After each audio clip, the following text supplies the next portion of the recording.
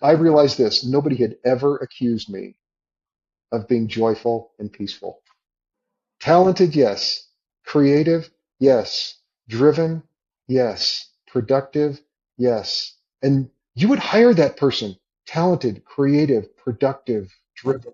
You would hire that person in your church. You would let them lead worship. You'd let them preach sermons. But nobody would ever say, wow, that Mitch, he is so loving and he is so joyful and he is so peaceful. And that started to become an indictment to me.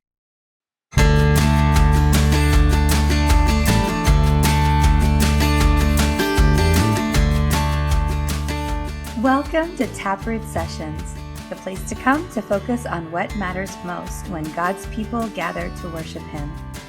Here we aim to have conversations that deepen our understanding of worship and examine the root of what we are cultivating, both in our personal lives and in our churches.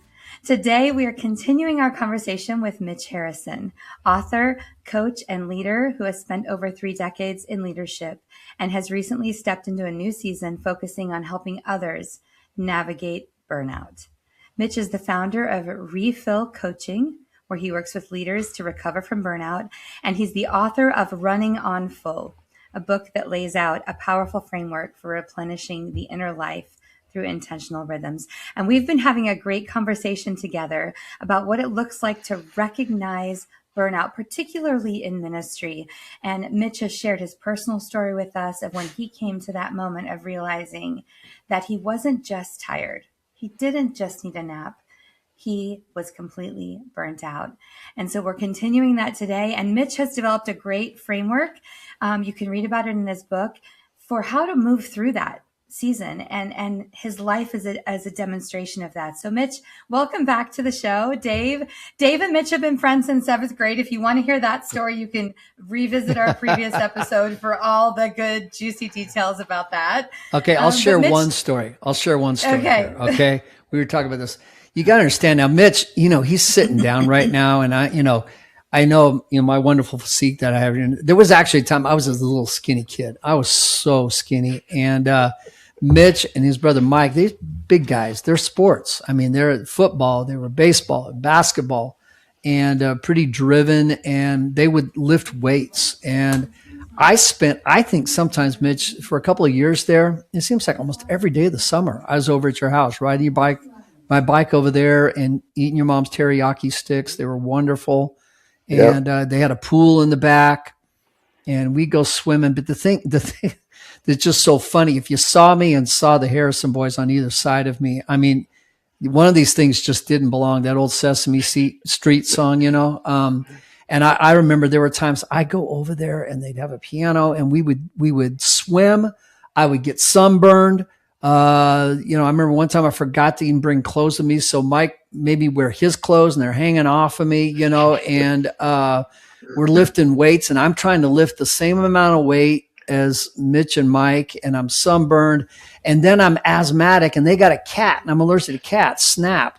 Was a not a 2-legged cat, it was a 3-legged cat with no tail.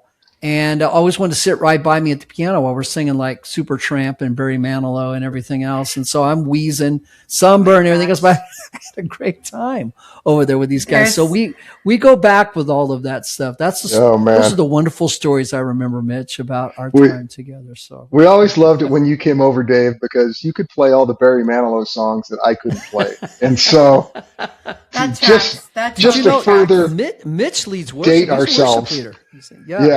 Just to further show you what kind of geeks we really were back then. We were sitting around listening to Dave play Barry Manilow and thought it was awesome. So it was a different day. It was a different time. Yeah. Much so. That's why you're still one of his best friends to this day. Because anybody that thinks his Barry Manilow performances are cool are still some of Dave's best friends. So I count myself among them.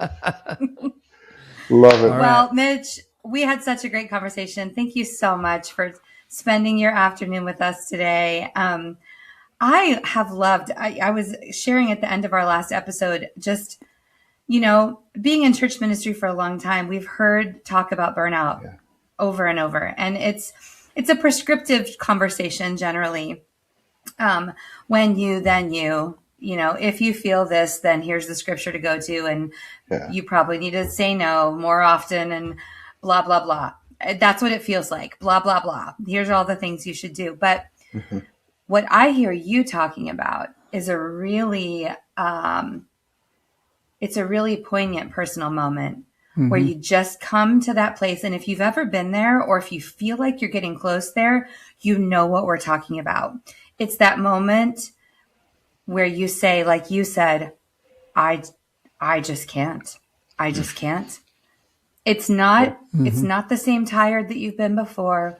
It's not the same kind of exasperation at the way the ministry is running or at the leadership. It's not the same thing. It's something different. It's something really deep where you get to that moment where you get to the bank of the river and you go, nope.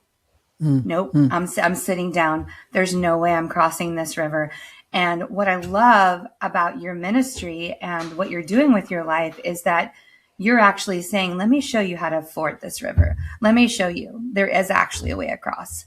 And I don't think a lot of people are talking about that. I think a lot of people are deconstructing when they get to that point. They're saying, no, thank you to this anymore, or I'm not really called to this, or I'm not meant to be doing this. And I think there's a better way. So what do we do, Mitch, when we get to that point? Sure. Yeah. And it really is a tough thing for all of us to come to grips with our limitations, isn't it? We want to be unflappable. We want to be unstoppable. And, the thing I try to tell people and try to remind myself is if the fact that our bodies are designed to knock us unconscious for a long period of time every single day doesn't tell us something about our limitations, I'm not sure Oh my gosh. I'm not sure what will do that. Think about this. If you do it right and you get like 7 or 8 hours sleep, like they tell you you're supposed to do, and you live to be 90 years old, you will have spent 30 years of your life asleep if you do it right. By God's design. By God's design. I think God is trying to tell us something about our limitations and about how much we really need Him in this. And so, yeah, there's got to be a better way than us just working all the time, and so, where do you begin to address this? As I come at this, I think about it in this way, and this is a great place to start. I think it starts with our awareness of ourself. And so I coach people to ask a couple questions. Number one, what are you like when you were at your best? Think about those days when you were fully rested, when you're got wind in the sails, eyes are bright, got energy to burn. You wake up, just the day is good, and you got room to run. What are the qualities that start to show up in you when you're like that? A lot of people would say, man, I'm present. I'm positive. It's always the P words, right? I'm patient. I'm focused. I'm optimistic. I'm looking for God's good. I have vision for good. They would describe themselves that way on those kind of days. Well, what I call that is our true north. That it's basically our version of the fruit of the Spirit, right? Going, man, when I'm full of the love of God and His joy and His peace and His patience and His kindness, man, we are that way on the other side of us being rested and full of energy and at our best, right? I call that our true north. And when we can get that in mind and have emotional muscle memory around our true north and go, that's what I want my life to be, it becomes this guide for us. It's why I call it our true north. It becomes this guide for us to go, what would I have to do to be that person all the time? Like, what would it be like to be that person? And I just want to remind us, that is the person that we convinced our boss we were going to be every day. And that's why we got the job we got. That's the person that we convinced maybe our spouse that we were going to be. That's what got us that second date, right? Is because we convinced somebody that we were going to be that person. That is it becomes this beacon for us. And when we can identify that, now we have a standard. Hi, everybody. Dave Hook here with Rooted Worship. If you're wondering how you and your worship teams at your church can dive a bit deeper into the matter of worship, well, we might have some resources that can help you, from online learning to virtual workshops, on-site workshops, and personal mentorship. We simply want to equip your leaders and foster worship renewal in your churches. We want to help you build a thriving worship culture that makes a difference in people's lives. So will you go to rooted-worship.com/equip and let us know how we can work with you, serve you, and partner with you. Grace and peace. But there's another thing to identify about ourselves, and it's on the other side of it. And it's, what are our early warning signs? In other words, what are the things that start to show up in me when I first start to get depleted? And we could, you could say things like, oh man, for me, like I get like easily irritated. I get this phantom anxiety. Like I'm not even sure what I'm anxious about. I just got butterflies in my stomach about something. I can't even explain it. Is that, Corrina, I think you're muted there, but you're muted. Yeah. I thought you were. I said I have no idea what you're talking dance. about. Yeah. So we identify these early warning signs. Like, what are the things that show up first when I first start to get depleted? And then what happens when we get those two things identified, our true north and our early warning signs provide these guardrails for us. We go, I'm going after my true north, and I'm going to watch for the moments when my early warning signs start to show up. And I'm going to catch this early so that I don't deplete myself all the way down to like a 2 or a 3 on the scale of 1 to 10, right? Yeah. I mean, if true north is like 8, 9, or a 10, and if our early warning signs were like our all the time signs, if they're a 2 or a 3 or a 4, these give us a good way to answer the question, how am I doing really? Like, how am I actually doing? Most of the time when people ask us, is it always just a matter of fatigue though, Mitch? I mean, is it just, I'm just really tired? I mean, is it like my grandkids, they can be in utter tears and you'll go, it's time for you to go to bed. No, it's not. No, fall asleep. But it's not always that way. I mean, what else is, what are some of those things that bring us to that point? Because you're talking about something that's really important, but I got to tell you, on the outside and even physically, there were times I was going down that point where these things began to manifest, and it had nothing to do with what my sleep habits were. Can you kind of go there a little bit? Yeah. Well, what happens is this. We don't think it does, but our fatigue starts to erase our filters. That's what it actually is. Like, you don't have the energy anymore to put on that fake version of patience, right? You don't have that energy anymore to kind of rally and show up at your best. And that's why those early warning signs are so important, because they are a sign of fatigue. They are a sign that fatigue has started to set in and erase your filters. And they're telling us, hey, you probably should do something now before this becomes a real problem.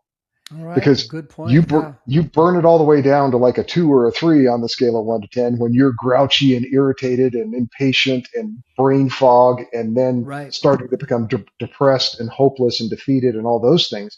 You get all the way down to there and think about it. You don't even want to recover.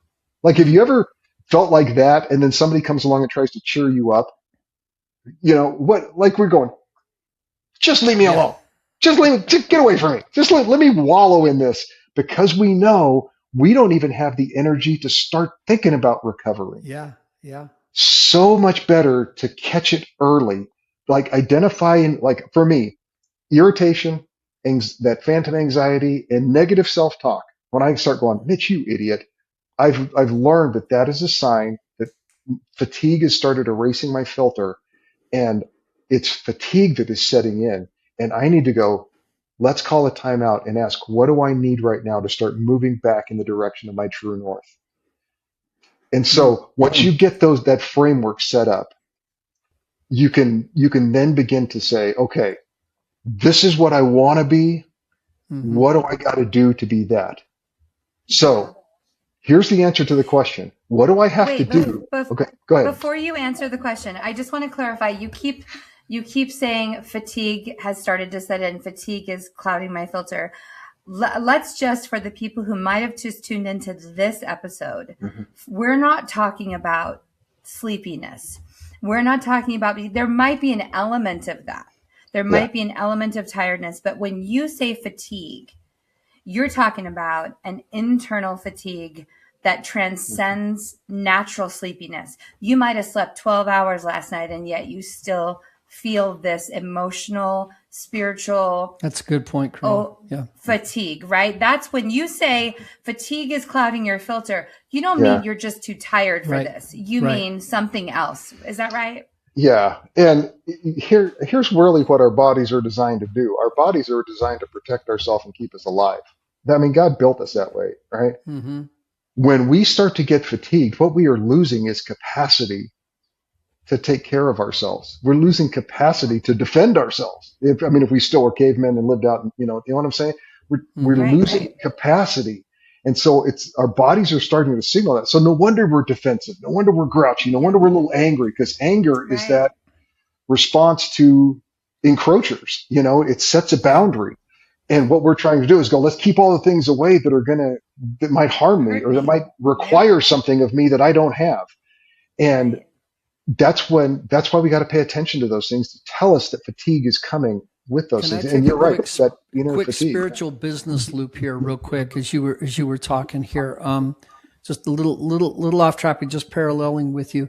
If you think about it, that's exactly the way the evil one works in our lives, through fear and fatigue and anxiety and doubt. I mean, if you look at the parallel, the Old Testament story, the children of Israel were out in the elements and in situations when they were traveling that wore them out. They didn't have a sense of purpose or direction where they're going. What are we going to eat? What are we going to have today? The enemy is always stalking them, you know, and they were always in this state. What drove them to idolatry was their fear and their boredom and their tiredness and their fatigue and their anxiety. And they went to that point.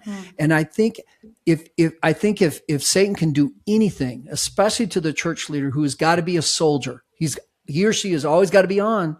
You got to be on. You're on duty, and you need to do that. That's exactly what he does. If he can just get us tired and keep us tired, think about it this way. One of the tactics of the enemy we see in the game of war, if you could call it that, is to blast speakers and to keep the other guy awake all the time. If we can do that, then maybe we might have an opportunity to find a weak spot and get in there. So I just wanted to interject that quick. Absolutely. Yeah. The truth of the matter is, and this, you can put this in spiritual terms if you want to, but this is just humanity. The more fatigued you get, the more capacity you lose. Plain and simple. So if me at my best is like an 8 or a 9 or a 10, and me is, when I'm really fatigued is a 2 or a 3 or a 4, right? The more I drift in the direction of a 5 or a 4 or a 3, the more I lose energy, the more capacity I lose. I stop. I'm not the same person at a 5 or a 6 as I am when I'm an 8 or a 9 or a 10. I don't make decisions the same way. I lose capacity. And so many ministries, I talk to companies about this, about their organizational capacity. Well, churches probably should start thinking about their redemptive capacity if their people are tired all the time. Like, how are we ever going to represent the love and joy and peace and patience and kindness of Jesus if we're fatigued and grouchy and angry all the time? Mitch, that plays out. Thank you so much for a second. 'Cause that plays out even, again, now I'm going down the church in our programming as churches, because we've grown up in traditions to where if we work harder and if the schedule's full, that's spiritual health. I mean, I've seen pastors get up. They have an event to event mentality, and they're all good things. And I've even heard pastors from the platform say, figuratively and literally, don't let me down here, guys. We got a busy schedule. I need you to show up. I need you to be here. And we think it's health. I remember I went to a seminar called Out of the Christian Ghetto in the 90s. Out of the Christian Ghetto. There was a guy named Dan Allender. I don't know if he's still around or not. He said this. He goes, you know what? Here's a technique for you guys as church leaders. Go home and start trimming your church calendar. Stop. He goes, I think we're living in a daytime. If we just day and time, we say, show up Thursday for small group and, we'll see you later. We'll see you next week. Try that for a while as opposed to, no. We got to do this and keep this flow going. It was that schedule, that nice little grind with a lack of purpose and a lack of reason why we're doing it that wore me out in the first place. Just event to event to event. Don't get me wrong. There are character problems that cause people to be grouchy and angry and frustrated and all those things too. There are character problems in there. Yeah, But it's part of my but personality. I fight it. but but so often it's because of our fatigue that we just show up tired, and then it's those things that show up. So getting back to our question, Yes. what do we do about it? Once you identify those things and go, man, I want to be my true north. What do I got to do to be my true north, to be the fruit of the spirit, to live that all or most of the time? We've got to do this, at least on the fatigue side of it. We've got to take the stress that we experience and match it with the replenishment that we're getting. Now, that is not rocket science. Like, that is not, it's super insightful. Anybody could have pointed at that. We got to take the stress the demands that we experience in our life and in our work and match it with the replenishment that we're receiving. And this is why I think the work-life balance phrase is maybe a bad thing to go after. Because oftentimes that tells us, hey, if you just section off your work over here and then have a lot of hours left for your life, everything will be great. But what I found out was there can be as much, if not more, stress that comes from your life as there is that comes from your work. You have to take the stress, the demands that are in your life and your work, and you got to match that with the replenishment that you need to keep the tank full. And so let me illustrate it this way. I got my ever-present bottle of Gatorade with me, right? And it's about 70, 80% full. Think about this. What would I have to do to keep this full to 80% all the time if there was a drain in the bottom of it? Like if this were draining Gatorade out onto the floor, what I would have to do is either stop the drain, which is the natural response with a bottle of Gatorade, or I would have to figure out how to keep stuff going in the top of this thing to match what's coming out the bottom. What I found in life, the drain never stops. There's always something that's draining us. That's called life. That's called responsibilities. That's called doing what we're supposed to do. So if you can't plug the drain and that drain is ever changing, I've got to constantly pour something in the top at the same rate to match what's coming out the bottom. And if the drains are bigger, I got to match what's going in the top with more. I'm not the first person to say this. Wayne Cadero said this years ago. I mean, it just simply makes sense. We get it. I was running a half marathon one time. I bombed out at mile 11. Totally hit the wall. Why? Yeah. I didn't eat enough before the week before the race. I just simply didn't put enough fuel in the tank. And I got the experience of what happens when you run completely out of gas in your body, right? The same thing happened at my job at the church. I didn't balance the stresses and the demands I was experiencing in the work and in my life with the replenishment that I needed. Let me say this. It also works the other way around. If you get too much stress and not enough replenishment, you know where that's going. You get too much of the wrong kind of replenishment and not enough of the right kind of stress, you will also burn out. Think of people that retire badly with nothing meaningful to do. Or a gal told me today, she said she had a friend, her husband got this fantastic job. And so she's like, well, I don't have to work anymore. So she didn't. So she quit her job and wanted to go home and do some stuff at home and things like that. Nothing wrong with that at all. The problem was what she didn't replace was meaningful work. She had no kids at home. She had all she had was hobbies. So and not eventually only she burned out. but we were made to be filled. We were made. Here's what we got to get in our head. Stress on the depleting side, the normal stress that we all experience, is typically full of fear. Now, it's the fear of failure. That's just normal stress, right? Man, I want my kids to be successful, and if I'm a bad parent, they might not be. We fear failure. If I'm working hard at this ministry, if I don't do things right, it might be a failure. If the service doesn't go right. That's the stress we all experience, right? It's got some of the fear of failure baked in it. That's normal. Yep. But the good stress that we experience is full of purpose and meaning. Like we need to be pushing a meaningful rock up a meaningful hill. We need to be doing meaningful, purposeful work in our life. That's what God redeems us to, is purposeful, meaningful work in the kingdom, right?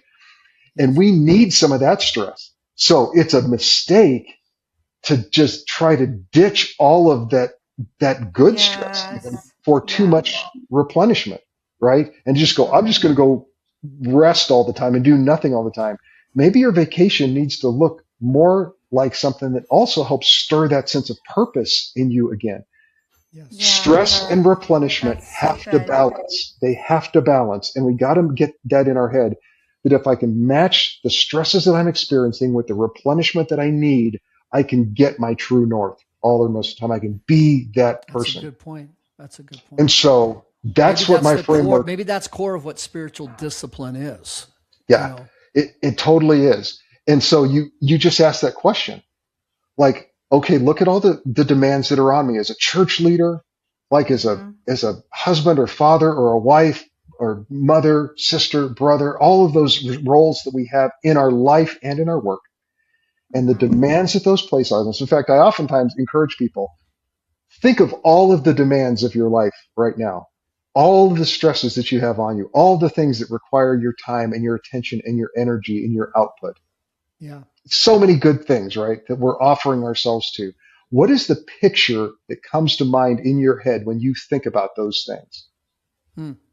Like my picture used to be when I was working at the church, it used to be the Sherpa carrying this big, giant, heavy backpack. I mean, I felt like I was one of these guys with, picking up everybody's stuff and trying to carry everybody's things. And I like nowadays my stress has shifted and I feel like an air traffic controller. Like there's all these different things that are flying all around me. I got to do and be here and travel here. And I'm Right. I'm trying to keep it all from bumping into each other. Right.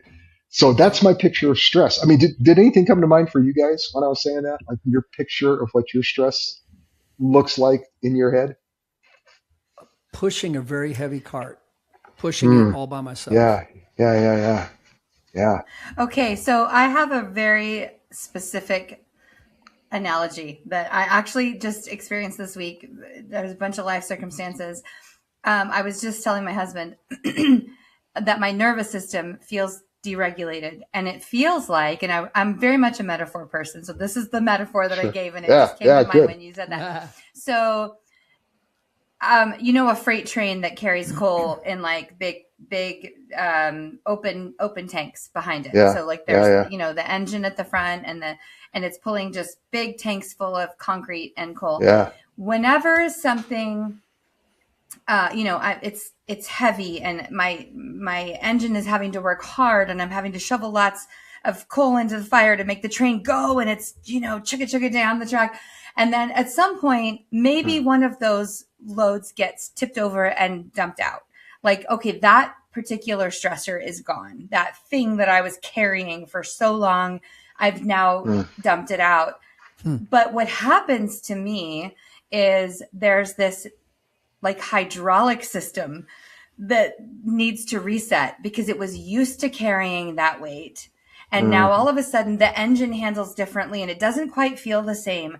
I've dumped it out. That thing's over. I did the thing. I did the event.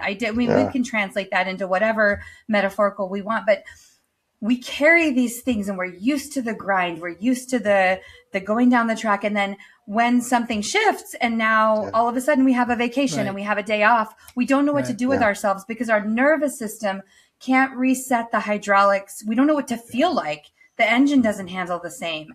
So it's like we don't even know our machine. Does that make sense? I know that's a weird metaphor, but it's great. Yeah. But you can feel how visceral these illustrations you guys gave are. You can, like Dave, you talked about the heavy cart. You can feel the weight. I mean, you can feel the weight of it. You talked about the train pulling the coals and somebody in there ever shoveling coal, and then the adjustment of like the load changing all the time. You can feel those. Like I've heard people say, I feel like the plate spinner guy or a juggler, juggling all these different things, and they're throwing too many pins at me to juggle. Or, I've heard like a beekeeper with bees flying all around him and always trying to keep from getting stung by somebody. I've heard it all, right? I mean, the plate spinner is the thing that related to me the most, that I related to the most. But I think Mitch, you get to a point where you reach this point of what now, where where you're having a breakdown, but you're also having a breakthrough all at the same time, not to sound too cliche-ish. No. And how do we move to that point? How do we, Yeah. we've talked about healing, and I think, Well, I think it's moved through it, right? It's not even moved to it because we've come to that point. We've changed the position. You're right. Yeah. Once we get that awareness of that picture and what that thing is, and we're like acknowledging the weight of that, then we can start asking the question, what do I need? What replenishment do I need for that? Because that's my version of it. That's what I feel like. And it's very individual for all of us. All of us have very, unique needs. They're not necessarily all different because we're human. We're all human, but they're unique to each one of us. And we all have a unique version of what matches that. And so that's the replenishment that we have to balance the stress out with. And that's the picture of stress that we need to balance with the replenishment that we need. And so what I teach in this workshop and coach people in is to look at these 5 different rhythms, these 5 things that give us categories to help us understand the things that we need to build a plan that balances stress and replenishment so that I can get my true north. And so those 5 things are, again, this is not rocket science, right? Any of this. This just makes sense. Keep in mind, everybody, you see Corrina and I were looking down, we're writing just like you. We're taking these notes. This is, this is worth like 12 months of counseling and therapy, guys. Okay. So we're in school right now. Yes, absolutely. So the first one is rest. We all have to get some rest. The problem is we don't know how to answer this question. What helps me feel rested? What helps me feel rested? And what helps each of us feel rested is going to be different. Like for some people, they're going to go, taking a walk.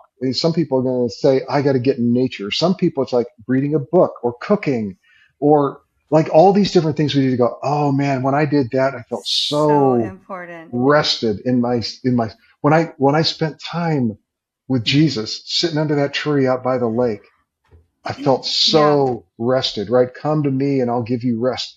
And I can say a lot about that too, but you're hitting the nail on the head for Corrina. Whenever she goes like this, she's coming back down at you. I want to say something. No, I can't help myself. And I want you to keep going, but this is so pivotal what you're saying, understanding what actually is rest for you. And I would also say to not speak that over somebody else, because sometimes leaders, and sometimes leaders will project onto their staff, this is what rest looks like. You should go and do this thing, when actually that is not restful for that person. Right. I think knowing what's restful for you is so pivotal. So I'm sorry, I just wanted to clap. No, it's good. Yeah, you're very right. But here's the thing. Everything that we all just thought of when I asked the question, what helps you feel rested?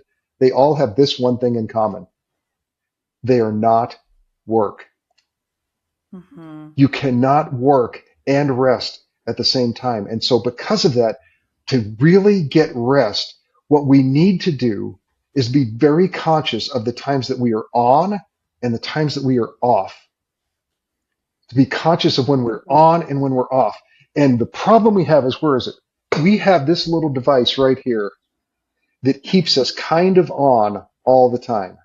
And we don't have clear time marked out between when we're on and when I'm off. And what we need, what I coach people to do when they're making a plan and get some rest for themselves, is to ask themselves, not about activities. We'll talk about activities later. What are the periods of time that you block out to not work? See, we believers in Jesus have a great word for it. The word is Sabbath. There is a Sabbath rest left for all of us.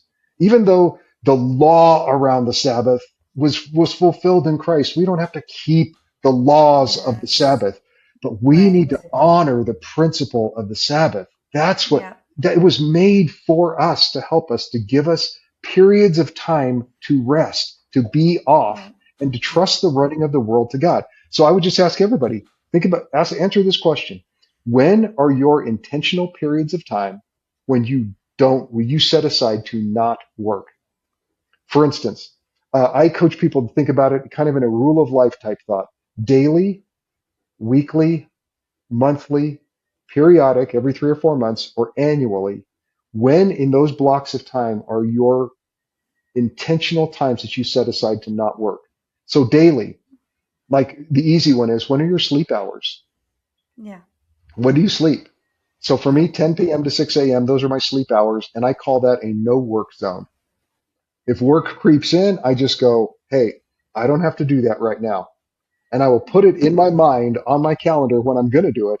But I say, I don't Right. have to do that right now. I'm off. I'm not working Right. right now. Right. Weekly, you have a day off that you set aside as a weekly Sabbath period where you go, I am not going to work. I'm going to use this time to focus on God and to listen to Him and to celebrate with friends and to enjoy and just to be off. Saturday morning, it's a weird schedule because I do some weird work on the weekends, but Saturday morning from the time I wake up till 2 in the afternoon is a weekly Sabbath. I'm just off. And sometimes I'll watch college football, or sometimes I'll go ride my bike, or sometimes I'll do other stuff. But those aren't in the rest column. Those are in the recreation. We'll talk about that in a minute. Mm. But when are you off? Monthly. Do you have a monthly rhythm to be off? Your annual vacation. Is that really a no work zone? So that Right. you identify these periods of time under rest is, when am I going to cease from my work and rest? So that's the first thing. Mhm. The second thing is release. The second part of the framework is release. All of us carry emotionally heavy things. It would do us all good to pause for a moment and ask, what am I carrying that feels heavy to me? A year ago, my mom passed away. I'm never not going to be sad about that again. I'm always going to carry a little bit of that heaviness with me. And some days it gets me and it's like, whoa, that's really heavy today. And then Yeah. other days, it's just, there's still a little bit of weight of that I carry with me. The weight of leadership, the weight of responsibilities, the things that we feel put emotional and weight on us. We should identify what those are. And then we should talk about them with somebody. We should do those two things, to take some time to reflect on what I'm carrying and then to unpack it with another person. When do you unpack, and who are your unpacking people? When do you set aside rhythms to go, I meet with Bill after work and we go and, sit out and, drink a soda or something and have some conversation. I've got a group of guys in Vegas that I do this with. We meet as best we can every week or every other week. We're This is a never lot of not. homework that you're giving us, Mitch. Hey, This is a listen, lot of things. I know, but it's so needed, isn't it? Like, we're telling everybody Yeah. else to get in small groups. We're telling Right. everybody else to have these kind of relationships. We got to Yep. do it, Yeah. Gotta No, plug not to in. you're set, right. listen, not just to set an example for them, but Yeah. so that we can live and experience the life that Jesus meant That's for us to very live. simple, but very profound thing right there. Listen, that verse in Matthew 11 is really, Matthew 11:28 through 30, where he says, come to me, all you who are weary Yeah. and heavy laden, I will give you rest. And he says, learn from me, take my yoke upon you. What he's saying is, look, you got to learn a different way of life. That's Yeah. right. He says, take my yoke. My yoke is easy. My burden is light. And I used to hear that and go, what? Like, Yeah. that is not your burden. Your yoke must be something besides ministry, dude. Because and I'm talking to Yeah. Jesus here, right? But think about it. Right. We require more of ourselves than Jesus does. Yeah. The That's yoke so that we good. put on ourselves That's right. requires That's so more good. of us than Jesus requires of us. We go, oh, I Mhm. got to run this ministry totally on my own. Oh, I got to take this all on my own shoulders. Oh, I got to make it through and never get support and encourage, from anybody else. Oh, I can never go see a counselor because I think there's something wrong with me. Hey, can I just help you? There's something wrong with you. There's something wrong with all of us. Like, we're limited. We're frail. We're broken. We're weak. We if need to look rest. We if need my support, if my right? ankle We was all need hurting, that. if I had a cold, I tell you right now, I'm going to the doctor. Yeah. I'm getting it checked out, and I don't care what it Yeah. takes. I'm going to put it on my Right. card. But we don't ever talk about that in Yeah. in the other aspects of our lives. And I want to say something Right. else about the yoke thing. I don't quote me on this, but I've heard it said that the best way to teach a young untrained ox or cow is to hook that cow up with an older, more experienced one It's the same for a mule train or horse. Jesus is saying, look, I'm on the other side of this yoke. Come with me. Like you said, there's a better way to be doing this right now. Yeah. And let me show you how to do that. Yeah. So this release thing that I talk about, rest, right? Set aside time to not work, and then release, unpack these heavy things that we're carrying, certainly with Jesus. But there's two things that the New Testament tells us to do with emotionally heavy things. Cast your cares on God because he cares for you, and share your burdens with one another. Wow, he says it to us. He says, carry one another's burdens, but we always do that on the proactive side of that. I will help carry your burdens. When have we allowed someone else to carry our burdens with us?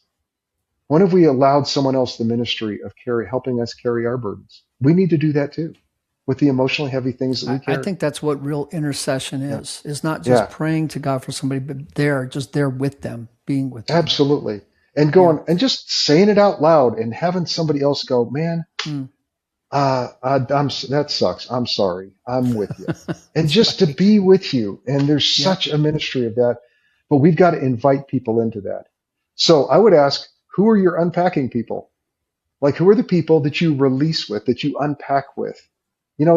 Think of that and then add the reflection on top of that. So if you get together with a small group of guys or of women or whoever you get together with, on your way to meet with them, just ask yourself this question: what am I carrying right now that feels heavy? And don't leave that meeting with those people without telling them, because they'll ask you. You just think they don't mean it, but they'll go, "Hey, how's it going?" You go, "Can I tell you how it's really going? Let me just actually tell you and unpack that." We'll just it turns out we desperately need that, right? We need that. And if you need counseling, do that. But what are your do it in a journal. I use a journal and I ask my early warning sign questions. I go, what's made me irritated or anxious this month? And at this monthly day away thing that I do, I just, in my journal, just write, because that phantom anxiety that needs clarity to go away gets clearer the more I write about it. And the clarity that God gives me is I just write, and sometimes write it as a prayer. Sometimes going, God, this is what's going on. I don't even understand it, but I just keep writing until it just becomes clearer to me. Use these tools to begin unpacking. Use your quiet time, not just as a time to ask for a bunch of stuff, but to check in with Jesus and unpack with him. Cast your cares on him to release. Rest. We need rest. Time to not work. We need release, time to unpack the heavy burdens that we carry. The third thing we need is receive, what I call receive. And I'm telling you, for church leaders, this is one of the ones I think we ignore the most. We talk about it once and we never talk about it again. And that's this. We need to continually receive from God the reaffirmation of our calling that he gives us, gives us our sense of purpose and mission, right? Corrina, did we just talk about that a couple of sessions ago? Oh, man. We did. We talked about calling and confirmation. It needs to be repeated over and it over may not, and Mitch, I'm sorry, you may look at me and go, no, Dave, that's not at all what I'm talking about. The way we talked about calling is an interweaving of I want to, I was made to, and I must. And we have to revisit that. That strengthens our calling in Christ, how we're wired up, our DNA. Yeah. And the only thing I'd add over that, and I'm sure you guys talk about it in that, is, and God wants me to. God is calling me. I didn't say that at all. God is inviting me into it, right? That's great. Oh, because that's why I did. That's why I call this receive, because at some point we gotta remember that the purpose that is in us has to get stirred from something outside of us. That's right. That's right. We don't just have that naturally.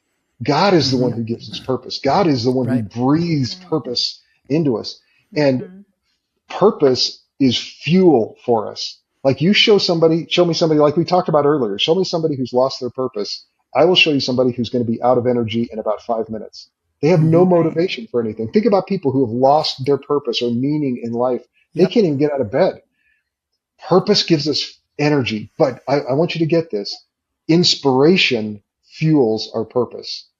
Moments where we get re-inspired, where we reconnect with God about what our purpose and our calling is. Those moments when we go, God has called me to this. God has invited me into something. God has given me some reason in my life and mission in my life.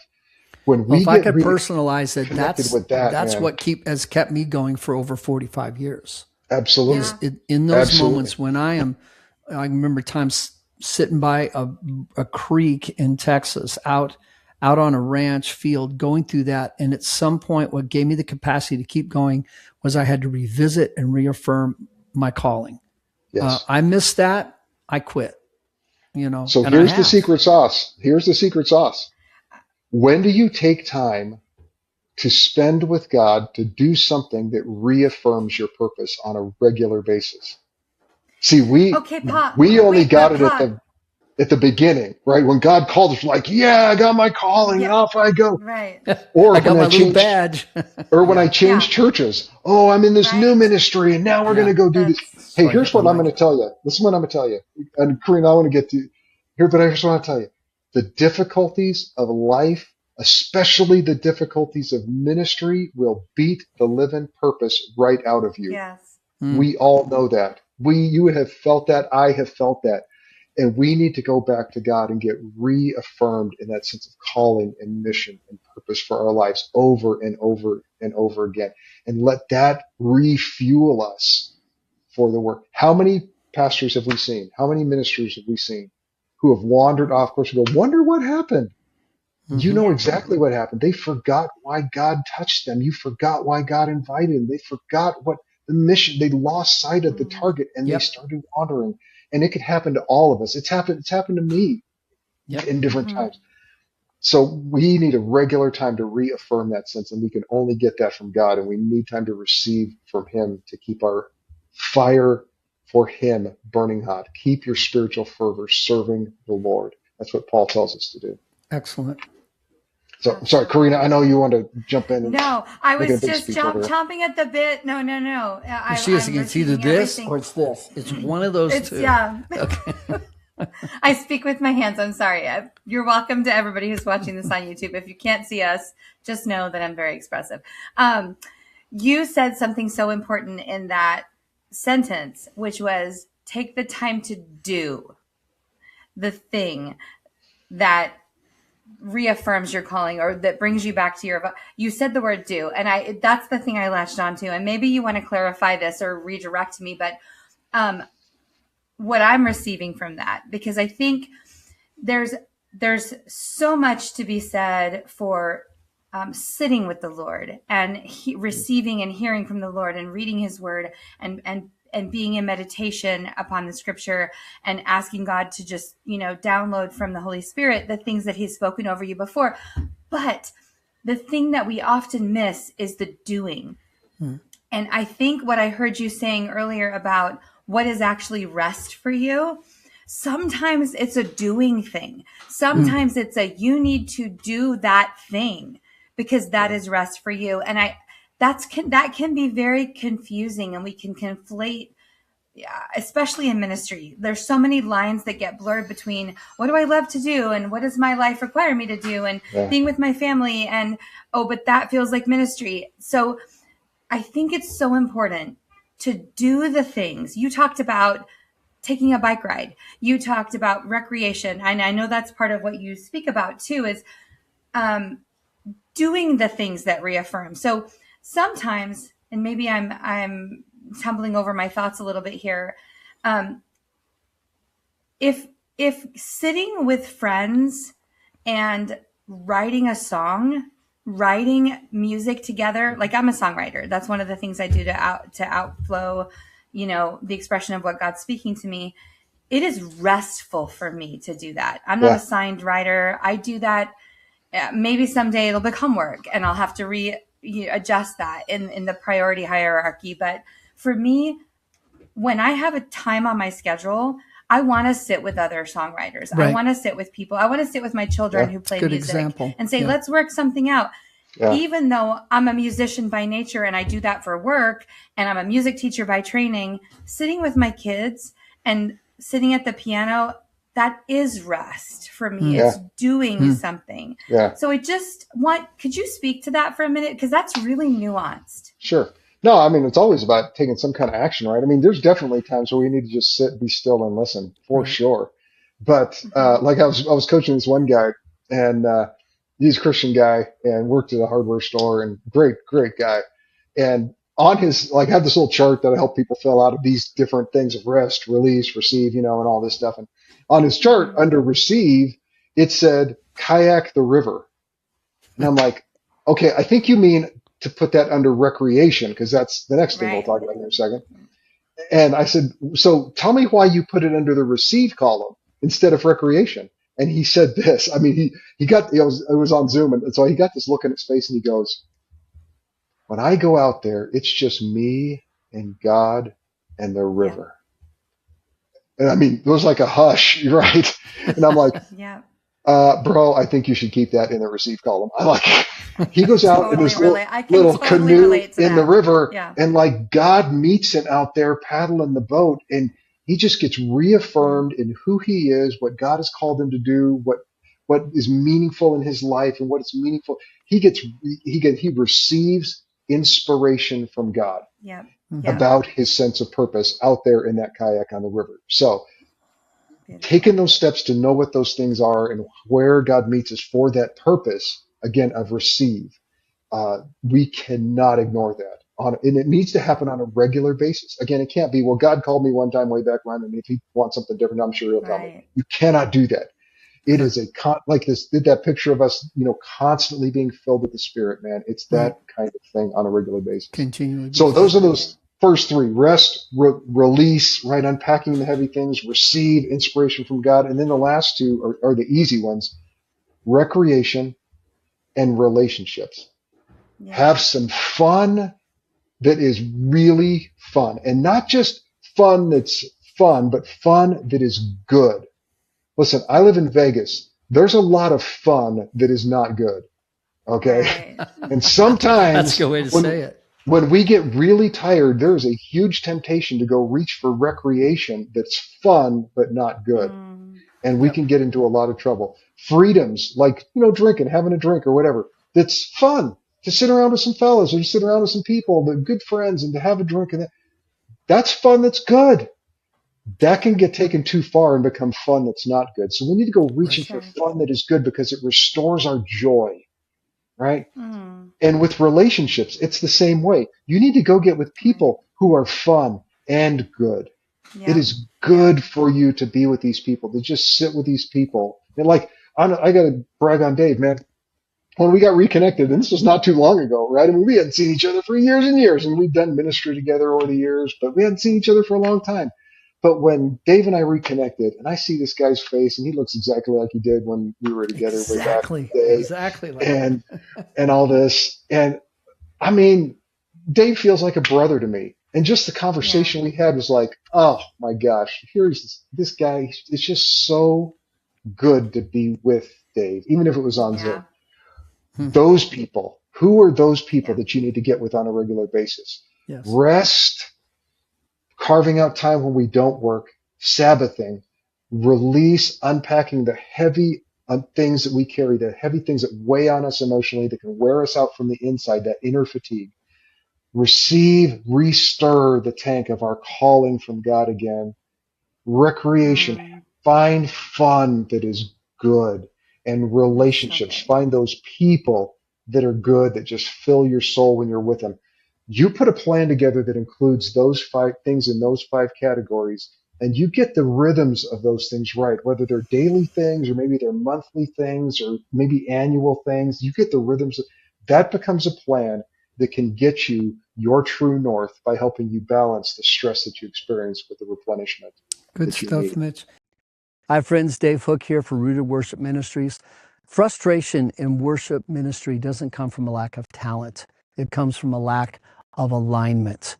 When you and your team and your staff are not aligned in common convictions and values, worship, especially in churches where they have multi-venues, multi-styles, or just going through a time of change, what happens is it becomes a battle over preferences, not depth and true life change in worship. That's one of the reasons why we've developed what we call the Worship Philosophy Worksheet. It's a free download. Go to rooted-worship.com/WPW. This is a tool that's designed to get you and your team and your staff together in a room, talking together, forming common convictions, common values, common vernacular and vocabulary. When this takes place, trust occurs. You have a unified front. You're able to lead people with conviction and clarity and integrity in worship. And what will happen is your church will experience life change and renewal in worship. And guess what? They will fulfill Jesus' most important prayer, that we may be one. That occurs when we gather in worship. Good stuff, Mitch. Listen, That's what Mitch, that's again, I'm just being the timekeeper, but could you just real quick, just in 1 or 2 minutes, you've said it, but I want you to summarize. I'm going to put you on the spot. Give me your rule of life. How do you live these out? Can you give me your plan of attack to put these 5 R's into motion in your life? What do you do? Wait, I want to. Can I ask it another way? Sure. Can I ask Probably a that better question way. another Probably a better way. Same question. What does it look like to build a life where you're not just surviving your calling, but being sustained in it? Yeah. Well, let me just tell you, it is constant learning. Like I'm constantly learning about myself, going, oh man, this is what I really need. And keeping my eye on the prize, which is me being that person who looks like Jesus. That's true north, Yeah. right? That's the fruit of the Spirit. Becoming that person and pursuing that and asking the question, because of the stresses I experience, the demands that are on me, and the replenishment that I need, what do I need to be that person all the time? And again, Yeah. the only answer, Dave, you said it earlier, the only answer I ever got along the way, or at least that I heard along the way, sometimes from the church, was, hey man, you should just spend more time with Jesus. Now, and let me be quick to say, you should. We all should spend more That's time with right. Jesus.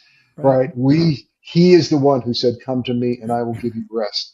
But we meet Jesus when we set aside time to not work. We meet Jesus when we cast Yeah. our cares on him. We meet Jesus when we go to him to reaffirm our purpose. We meet Jesus in those moments of fun where we realize that our God is a joyful God, Yeah. a hilarious God. We meet Jesus in those dear people who are his hands and feet that minister to our Yeah. soul. There's more than one way to meet Jesus than just sitting under a tree with your Bible. Mm-hmm. You should sit under your tree with the Bible for a while as part of all of this. Sure. But it's not all you need. It is definitely what you need, but it is not all you need. As And a point God of meets us reference, in you move so out many from different there. ways. Yeah. And so my life looks weird. Like it looks like a whole bunch of different stuff, right? Playing golf with my son. It looks like that's having sushi with my other son, right?